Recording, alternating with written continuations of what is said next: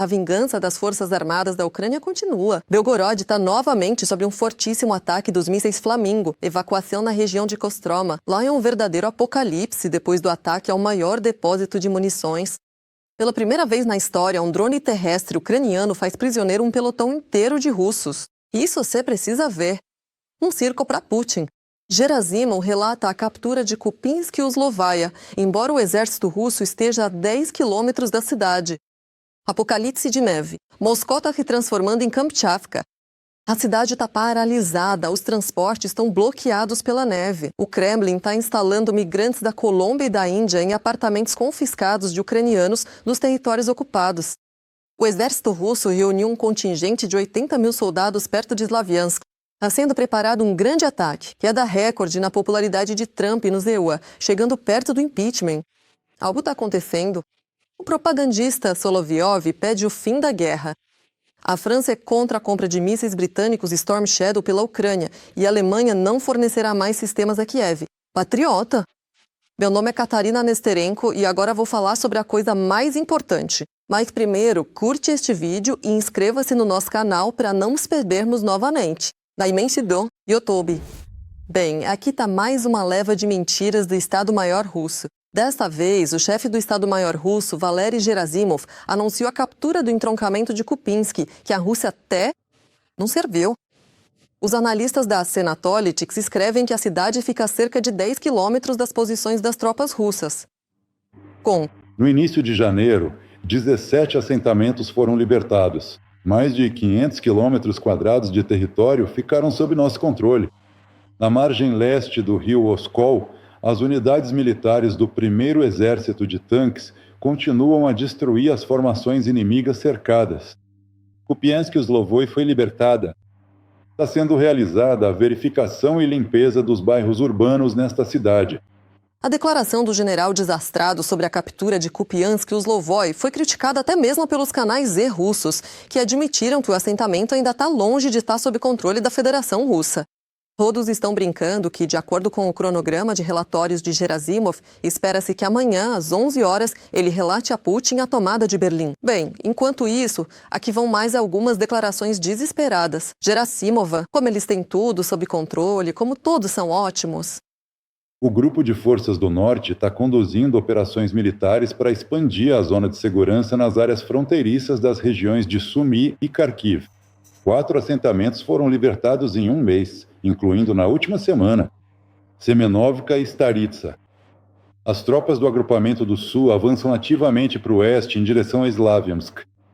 Unidades de assalto tomaram controle de assentamentos Bandarnaya, Zakotaya e Privonnaya. Estão sendo realizadas operações de combate para destruir as formações ucranianas em Konstantinovka. As unidades e tropas do agrupamento continuam avançando na direção de Dobropolia. Estão ocorrendo combates urbanos nos assentamentos de Grishina, Novo Donbás e Beliskoye. E agora para outras notícias da linha de frente. Imagens do primeiro foram mostradas na internet. Foi registrado historicamente em vídeo o caso de um grupo de 3 soldados ocupantes russos se rendendo a um drone terrestre ucraniano, em meio às operações de combate.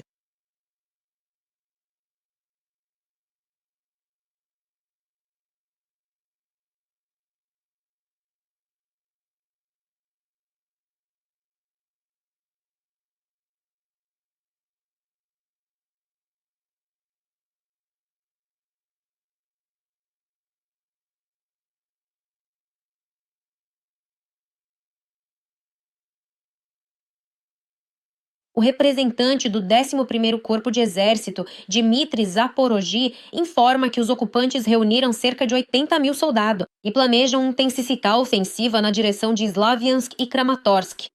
Cito: há informações de inteligência de que o inimigo tentará aumentar a pressão justamente na direção de Slavyansk. O inimigo começou a acumular ativamente efetivo, constantemente realizando movimentação e logística para lá. Detalhes sobre o que está acontecendo na linha de frente, em nossa análise. A Rússia em chamas. Refinarias de petróleo foram alvo de explosões na região de Krasnodar. Também foi barulhento durante a noite na ocupada Lugansk. Os moradores ouviram sons de explosões. Depois, um grande incêndio irrompeu em uma subestação local.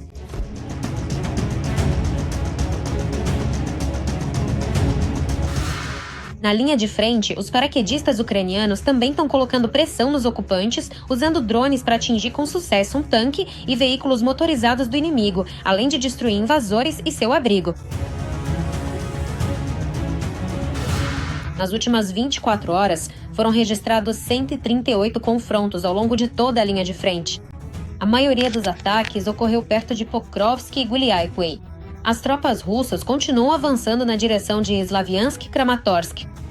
Na minha opinião, as áreas mais problemáticas continuam sendo Limansk e Konstantinovsk. Os ocupantes mudaram o foco principal para a captura das principais cidades industriais, da aglomeração Slaviansk e Kramatorsk. Por isso, não é por acaso que a pressão vem tanto pela direção de Limansk, que é o Liman de Seversk, quanto, consequentemente, por Konstantinovka. Grupos de assalto dos ocupantes tentam se firmar nas condições de urbanização desse assentamento. Enquanto isso, uma empresa tcheca está fornecendo à Ucrânia drones FPV criados com base em um Vante russo capturado. Ele funciona com fibra ótica, por isso é invulnerável aos meios de guerra eletrônica, além de ser 3 vezes mais barato que outros modelos. Uma empresa francesa também forneceu VANTES, que podem percorrer 500 quilômetros e permanecer no ar por até 5 horas. Na prática, trata-se do complexo industrial militar francês recuando suas tecnologias no momento da produção de drones de ataque, em condições reais de combate. Ou seja, a experiência ucraniana de utilização de UAVs na linha de contato de combate. Esta é uma experiência inestimável que os nossos parceiros europeus não possuem. Enquanto o mundo inteiro apoia a Ucrânia, Putin continua a recrutar novos soldados para servirem de bucha de canhão. O comando militar russo lançou uma campanha em larga escala para recrutar especialistas para novas unidades de sistemas não tripulados. No entanto, por trás das promessas atraentes de serviço na retaguarda, está o reforço das unidades de infantaria que sofrem perdas críticas na linha de frente. A Federação Russa está limitada. As possibilidades de reposição de pessoal. Apesar de o potencial total de mobilização ser de cerca de 20 milhões, Putin tem um medo pânico de anunciar até mesmo uma mobilização parcial, quanto mais uma mobilização geral, o que poderia levar a convulsões sociais na Federação Russa. Vale ressaltar que essa situação com os operadores de drones não é única. E ainda há escassez de mísseis na Rússia. Durante o último bombardeio à Ucrânia, foram encontrados entre os destroços tanto os mais novos modelos experimentais, quanto mísseis fabricados literalmente no início de 2026. Isso indica que o complexo militar industrial russo está de fato operando direto da linha de produção, ou seja, não se pode falar em estoques estratégicos de meios de ataque. Ou seja, isso também é um indicativo, consequentemente, da incapacidade do complexo militar industrial russo de ampliar a produção de meios de ataque. E, consequentemente, um indicativo da economia russa. No momento, é impossível financiar uma fase ativa das operações militares na Ucrânia. Putin não quer acabar com a guerra e não está disposto a um compromisso. Segundo o The Times, o ditador russo pode usar armas químicas para causar destruição em massa. Eu nunca deixo de me admirar com a coragem e o heroísmo dos soldados ucranianos. Eles seguram a linha de frente e enfrentam uma horda enorme que os supera em número. Por isso, peço que apoiem as Forças Armadas da Ucrânia e, se não puderem ajudar financeiramente, escrevam palavras de apoio para eles nos comentários. Eu sei que eles nos assistem. E agora, atenção! Na internet foi divulgada uma imagem de satélite em alta resolução que mostra as consequências do ataque ucraniano a um depósito de munições na região de Kostroma.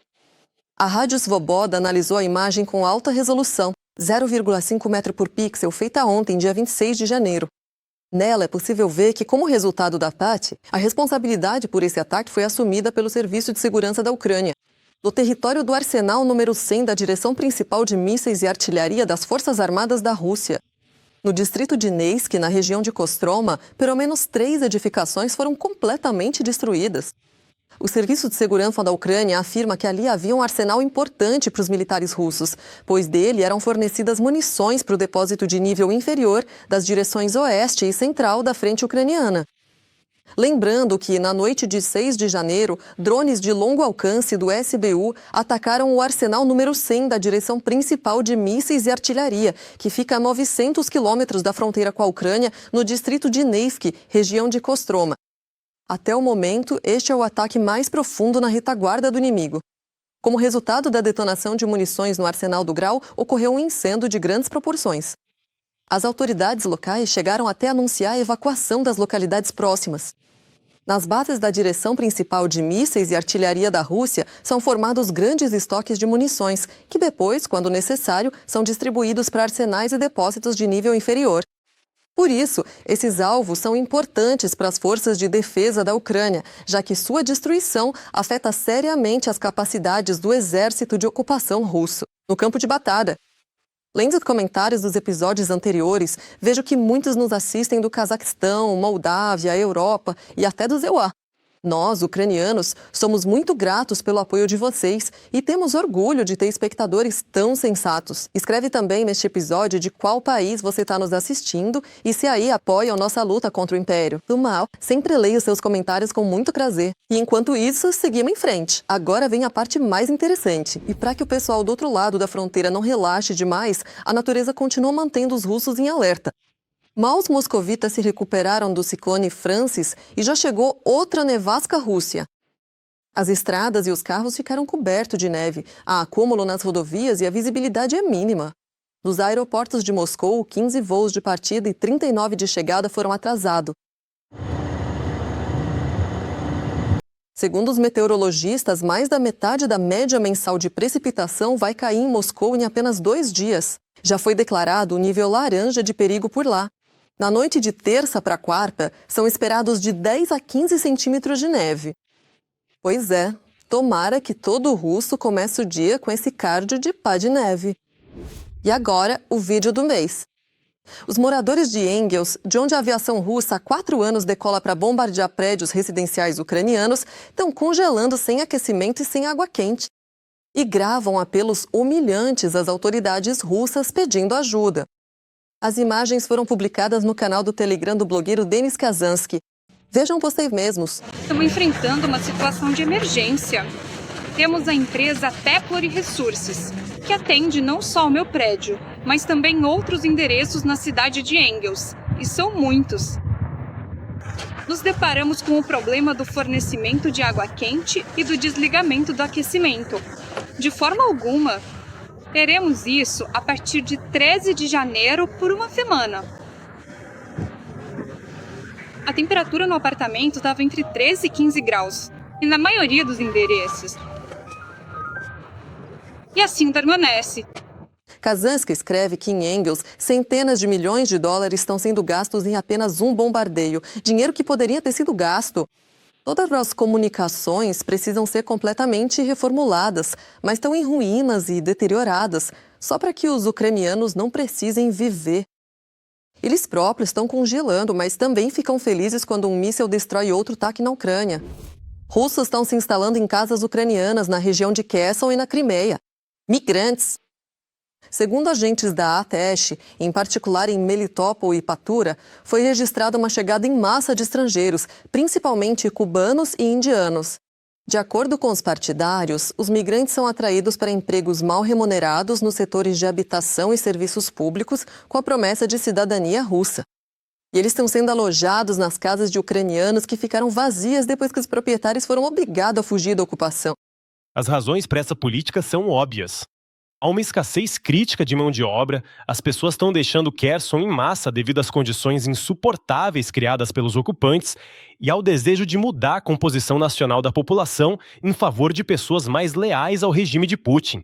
Estão em curso preparativos para utilizar migrantes nas próximas eleições de forma a garantir o voto em massa para o Partido Rússia Unida de Putin. Enquanto as pessoas comuns lutam contra o regime, aqueles que poderiam ajudar a fazê-lo muito mais rapidamente se submetem ao mal. Estamos falando de oligarcas russos, neste caso específico sobre Deripaska. O milionário russo nunca criticou Putin diretamente. No entanto, de vez em quando ele criticava a guerra na Ucrânia e falava a verdade sobre a real situação da economia russa. Agora, ao que tudo indica, ele decidiu que o coxo coberto de sangue é mais importante do que princípios e limpou suas redes sociais. Até o canal do Telegram oligarca foi removido. Todos os posts. Até mesmo as postagens com críticas à guerra e às autoridades russas foram removidas. Após a invasão da Ucrânia, Deripaska chegou a chamar isso de loucura. Além disso, o empresário, por exemplo, editou uma postagem sobre a ameaça de falência de milhares de empresas russas e sobre as ações dos responsáveis. Agora, em vez de uma crítica contundente, restou apenas uma questão formal sobre a necessidade de coordenação entre as autoridades e o setor empresarial no combate à inflação. Washington deixou claro para Kiev que está pronto para discutir a concessão de garantias de segurança, mas somente se a Ucrânia concordar em retirar as tropas das áreas do Donbass que ela controla. Além disso, segundo o Financial Times, os EU informaram que podem oferecer à Ucrânia fornecimento adicional de armas para fortalecer o exército em tempos de paz, caso as partes cheguem a um acordo. No entanto, a Casa Branca imediatamente negou a informação do Financial Times sobre a condição dos Estados Unidos para a Ucrânia em troca de garantias de segurança. É o que informa a Reuters. A Casa Branca declarou que os EUA não exigiram da Ucrânia a retirada das tropas das áreas controladas do Donbass em troca de garantias de segurança. Segundo a vice-secretária de imprensa, Anna Kellerow, o objetivo de Washington é exclusivamente promover um acordo de paz. Exclusivamente a promoção de um acordo de paz. E a informação apresentada pelo Financial Times é absolutamente... Enquanto isso, Zelensky informou que as próximas negociações trilaterais entre Ucrânia, a Rússia e EUA acontecerão já no domingo, 1º de fevereiro. Preliminarmente, falamos que as equipes se reuniriam novamente no domingo. Seria bom se conseguíssemos antecipar esse encontro. Enquanto isso, a Alemanha não fornecerá mais sistemas Patriot para a Ucrânia. Na verdade, o ministro da Defesa da Alemanha, Boris Pistorius, declarou que Berlim não pode mais fornecer sistemas de mísseis antiaéreos para a Ucrânia, Patriot dos próprios estoques. Segundo ele, a Alemanha já entregou a Kiev uma quantidade desproporcionalmente grande e cedeu mais de 1/3 de suas capacidades desse sistema de defesa aérea. Ao mesmo tempo, a França é contra a Ucrânia comprar mísseis britânicos Storm Shadow com recursos de crédito da União Europeia. O The Telegraph escreve que Paris insiste que os fundos do empréstimo de 90 bilhões de euros para Kiev devem ser usados para apoiar a indústria de defesa dentro da União Europeia e não para cobrir as necessidades operacionais da Ucrânia. E aqui é importante notar que a França produz mísseis semelhantes, os Scalp. Portanto, o protesto provavelmente se deve ao fato de que a França gostaria de lucrar ela mesma. Em resumo, nada pessoal, apenas negócios. 4 de 4 analistas da Ascent divulgaram pela primeira vez a confirmação dos ataques Flamingo contra o contratante da produção do Su-34, 35 e 57, na Rússia. E, em geral, trata-se da vingança das Forças Armadas da Ucrânia pelos brutais ataques russos contra a Ucrânia. Continua. Nossos colegas lhe darão mais detalhes e mostrarão a você. Analistas divulgaram a confirmação pela primeira vez de um ataque com mísseis Flamingo contra uma empresa contratada que produz caça Sukhoi na Rússia. No outono passado, 4 mísseis em 4 tentativas atingiram a fábrica da Skif-M em Belgorod. A principal área de aplicação dos nossos produtos é a indústria aeroespacial. Esta empresa atua na fabricação de aviões, helicópteros e outros. Da indústria russa, que está ligada a aeronaves. Temos ambições de expandir significativamente nossa produção. Hoje fornecemos produtos para a Alemanha, Áustria e Bélgica. Na região de Lipetsk, houve um grande impacto na fábrica Energia, produtora de fontes químicas de energia. E em Nova Adigueia foi desastrado. A defesa aérea russa destruiu um prédio residencial como míssil. Agora os mísseis, os carros, tudo estão chegando. Houve uma explosão. Algo atingiu aqui, todas as minhas janelas voaram com vidro. Resumindo, caiu alguma coisa. Essas são as nossas casas, resumindo. O carro está todo amassado, tudo pegando fogo. Depois do ataque à usina termoelétrica em Belgorod, mais um apagão. O governador não sabe como resolver o problema e pede para os moradores saírem da cidade.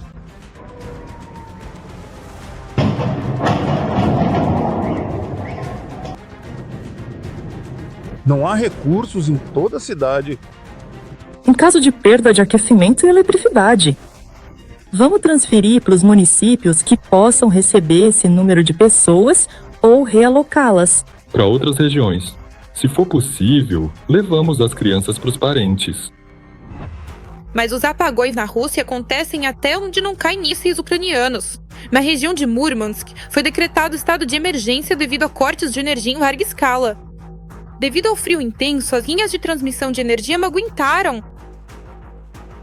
Enquanto isso, algumas cidades da Rússia ficam sem energia sem qualquer influência externa. Em Murmansk e Severomorsk, base da Frota do Norte, a energia colapsou. Segundo moradores, trólebus, escadas rolantes, elevadores e semáforos pararam de funcionar. Não há luz lá. As lojas estão fechadas.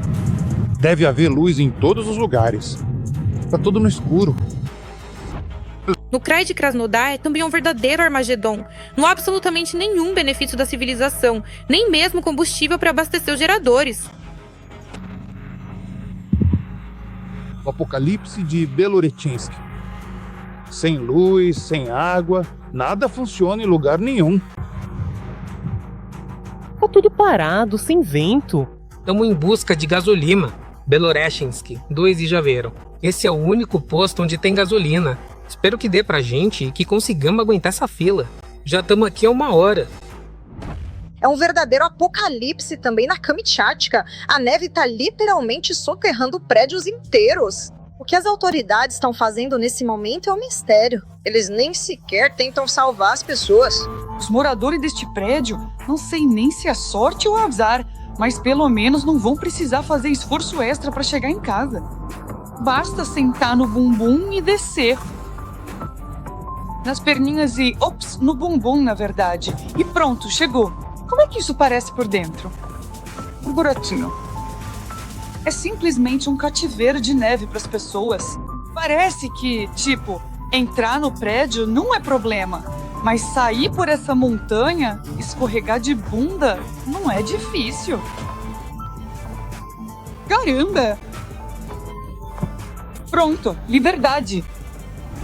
A guerra, mesmo que nem sempre de forma direta, vai destruindo aos poucos a vida das pessoas comuns, até nas regiões mais distantes. Ou seja, não são explosões, nem sabotagem, nem drones. Essa situação está ligada ao fato de que, justamente desses serviços que cuidam desses lugares, dos condomínios, do corpo de bombeiros e por aí vai, muita gente foi recrutada ativamente para a guerra. Muitas regiões relataram uma falta crítica de pessoal nessas estruturas. Isso leva ao fato de que tanto a manutenção adequada dessa infraestrutura não acontece, quanto a resolução de emergências ocorre com grandes atrasos. Tudo isso está diretamente ligado à guerra. Quantos bilhões nos últimos 4 anos poderiam ter sido investidos no bem-estar dos cidadãos? Só que o ditador russo prefere gastar dinheiro não para melhorar a vida dos moradores do próprio país, mas para matar pessoas em outro. Por causa da política de imigração, a aprovação de Trump caiu para 38%. A pesquisa da Reuters afirma que a popularidade de Trump atingiu um nível mais baixo desde seu retorno à Casa Branca.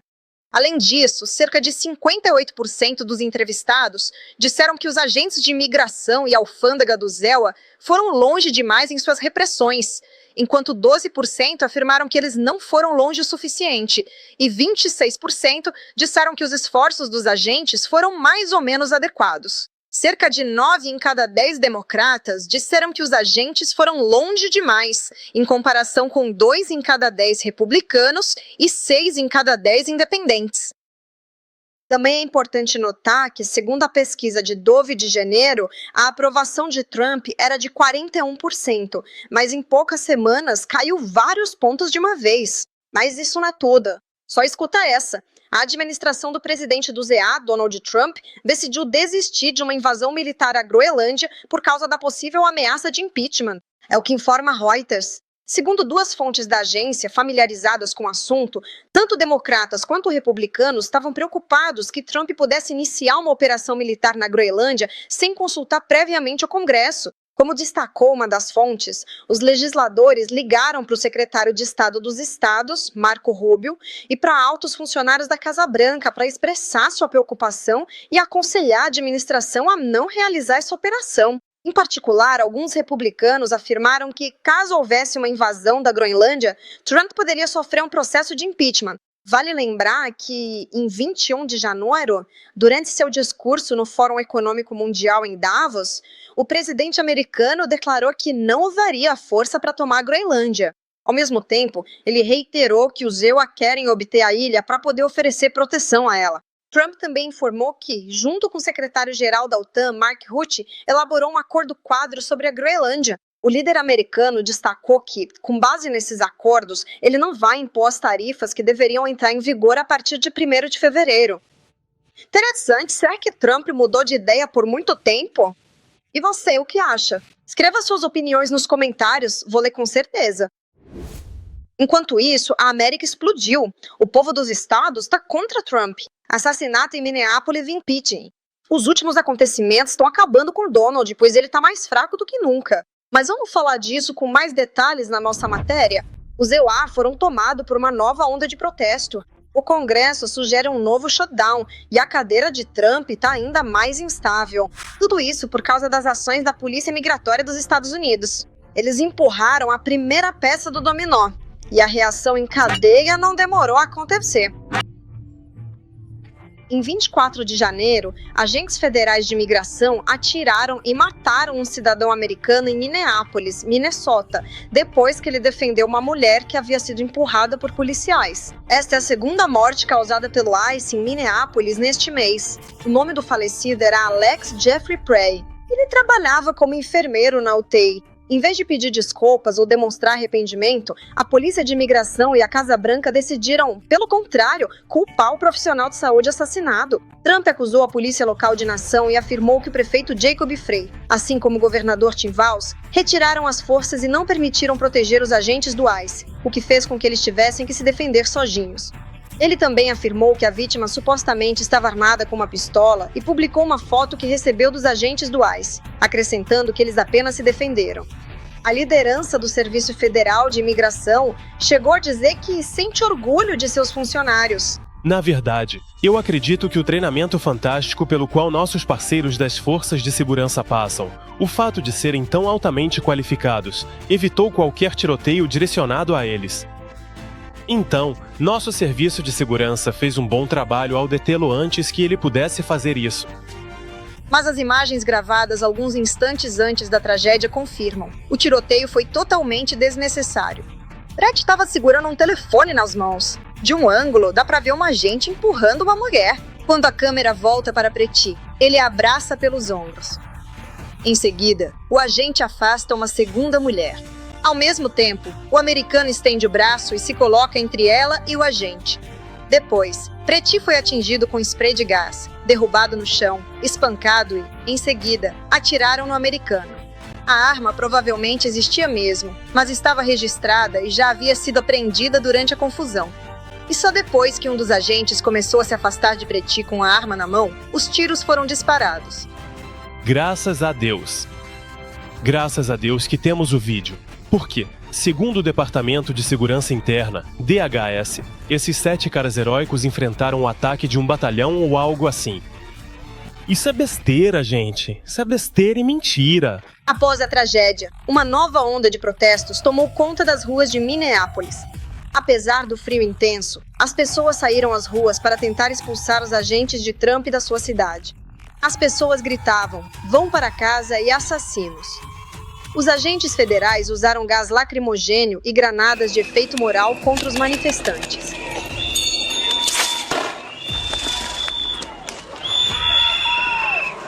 As ações do ICE causaram indignação. No Congresso, devido ao assassinato de um americano em Minnesota, cresce nos Estados Unidos a possibilidade de um novo shutdown. Os democratas declararam que estão prontos para bloquear o pacote orçamentário caso permaneça nele financiamento do Departamento de Segurança Interna, em especial cerca de 10 bilhões de dólares para o Serviço de Imigração e Controle de Alfândega.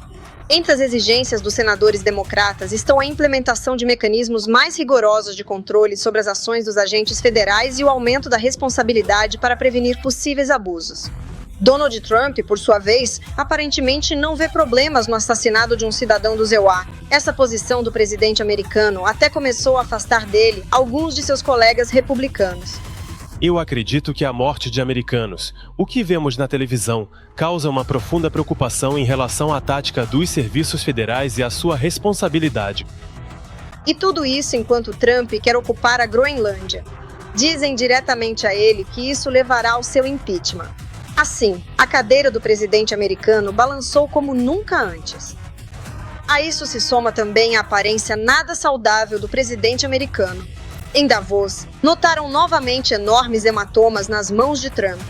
Na Casa Branca, afirmam que não há nada de grave, que a saúde de Donald Trump está boa e que ele só tem tendência a hematomas porque toma aspirina diariamente para afinar o sangue, como já haviam informado seus médicos.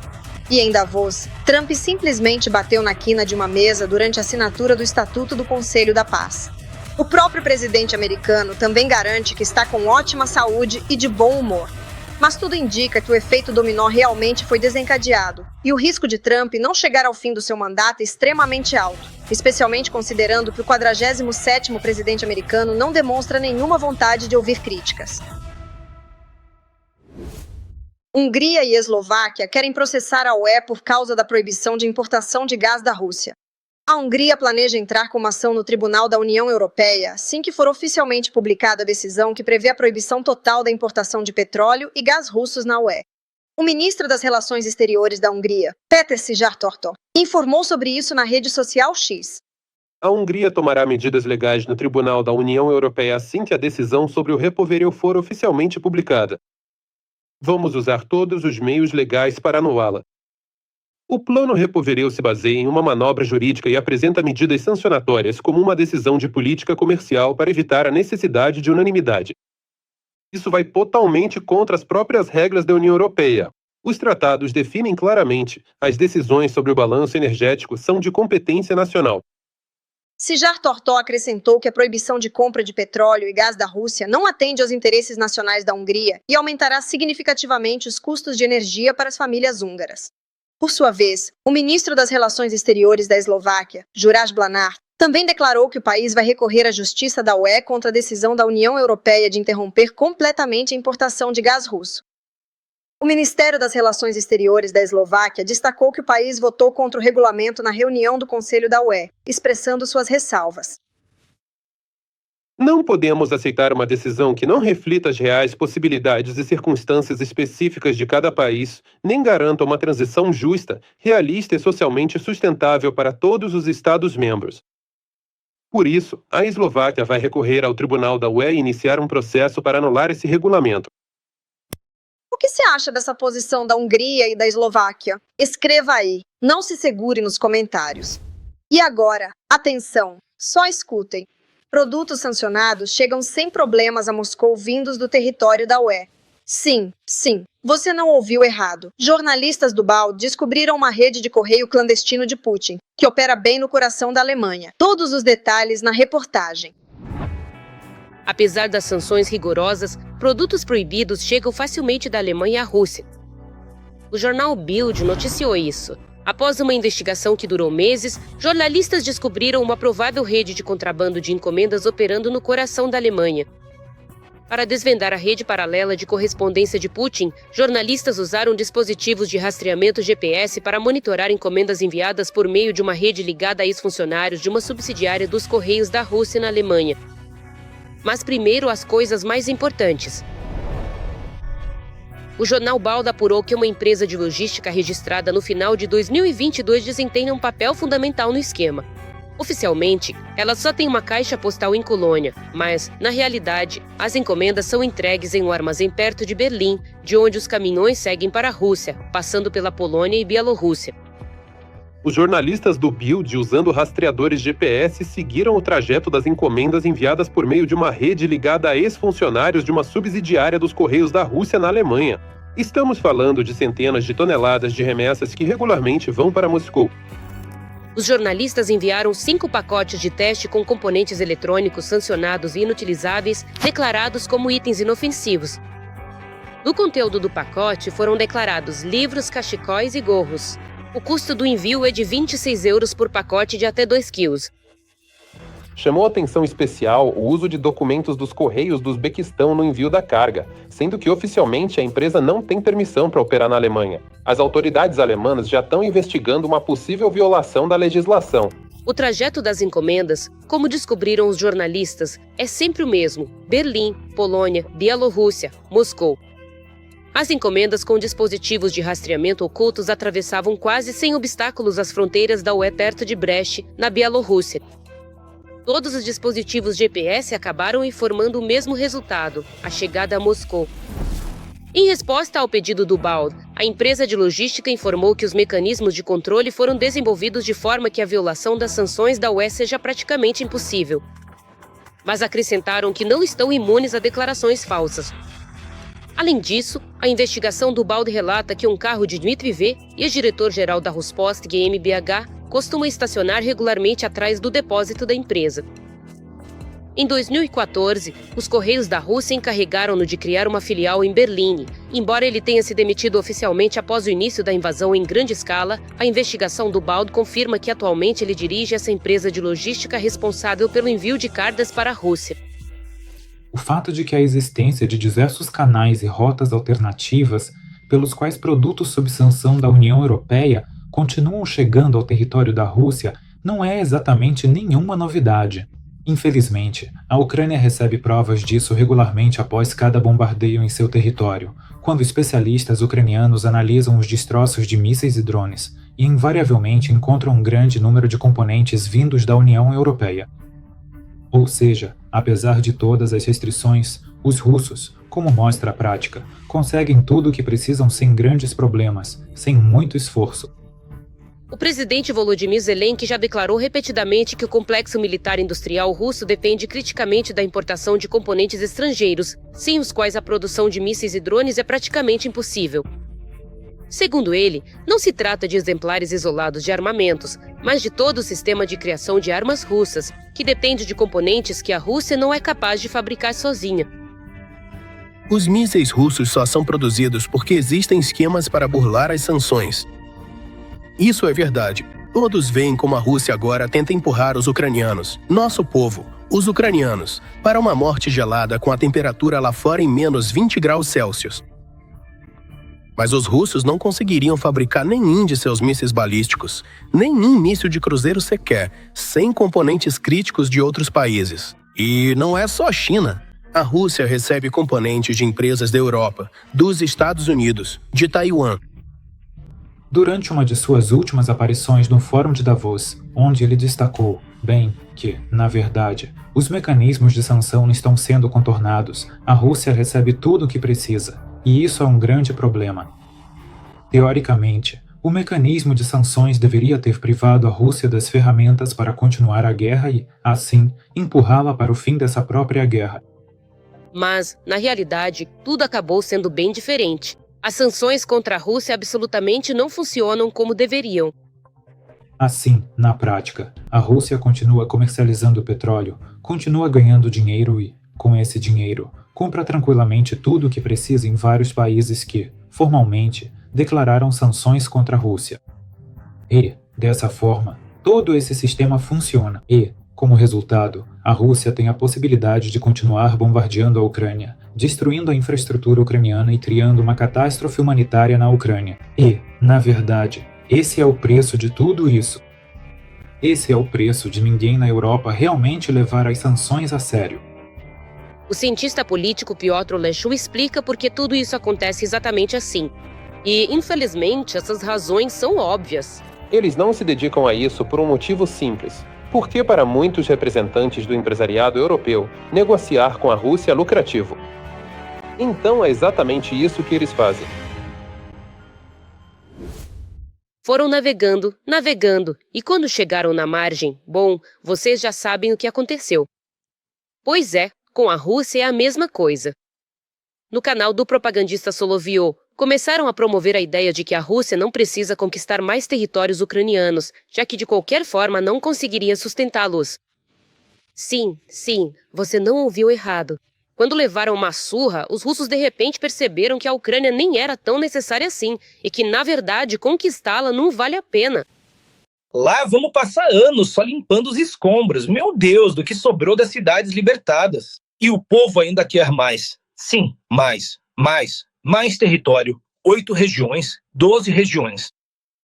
Quem é que vai sustentar essas 12 regiões? O nosso povo não entende isso. O pessoal aqui quer, todo mundo quer. Quanto mais libertar a Ucrânia, melhor. Bom, Teoricamente, se olhar no mapa, claro, né? Mas, na prática, considerando quanto dinheiro precisa ser investido lá, o seu dinheiro, o nosso dinheiro, aí já não parece tão bonito assim. Bom, o que posso dizer? Vocês ainda vão se surpreender muito. Curte aí se concorda. É isso por hoje. Deixe seu like nesse vídeo e não se esqueça de se inscrever no nosso canal Ucrânia Hoje para não perder os próximos episódios. Até a próxima!